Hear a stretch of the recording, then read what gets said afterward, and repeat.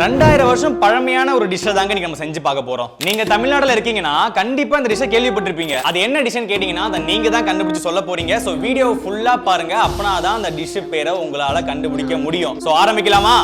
இப்போ தேவையான பொருளை சொல்றேன், சட்டு போட்டு நோட் பண்ணிக்கோங்க. வரமிளகாய், தனியா, மிளகு, பட்டை, அன்னாச்சிப்பூ, கிராம்பு, ஏலக்காய், சோம்பு, கருவேப்பிலை, சீரகம் இதெல்லாம் போட்டு நல்லா வறுத்து அரைச்சி பொடியாக்கிக்கோங்க. அரைச்ச மசாலா ரெடி. இப்போ குக்கர்ல எண்ணெய், நெய், கொத்தமல்லி, இஞ்சி பூண்டு விழுது, அரைச்சு வச்ச வெங்காயத்தை போட்டு அந்த வெங்காயத்தோட பச்சை வாசனை போற வரைக்கும் நல்லா வதக்கிக்கோங்க.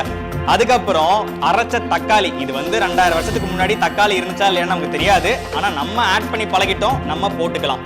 இப்போ நாம அரைச்சி வச்ச மசாலாவை ஆட் பண்ணி தண்ணி ஊத்தி நல்லா கொதிக்க விடுங்க, எண்ணெய் பிரிஞ்சு வர வரைக்கும். அதுக்கப்புறம் கோழிக்கறி, உப்பு, அதுக்கப்புறம் நம்ம ராமஜெயம் சீரக சம்பா அரிசி ஆட் பண்ணி 3 விசில விட்டு இறக்குனீங்கன்னா அந்த பெயர் தெரியாத அந்த டிஷ் ரெடிங்க. சபா, எப்படியோ ஒரு வழியா அந்த பெயர் தெரியாத டிஷ்ஷை நம்ம செஞ்சு முடிச்சாச்சு. இப்போ டேஸ்ட் பண்ணி பார்த்தலாமா? செம்மையா இருக்குப்பா. அம்மா நானா செஞ்சேன், இது பிரமாதமா இருக்கே. சோ இந்த டிஷ்ஷோட பேரை நீங்க நேரம் கண்டுபிடிச்சப்பன்னு நினைக்கிறேன். உடனே கீழே கமெண்ட் பண்ணுங்க, பாப்போம் யார் அந்த பேரை கரெக்டா சொன்னீங்கன்னு.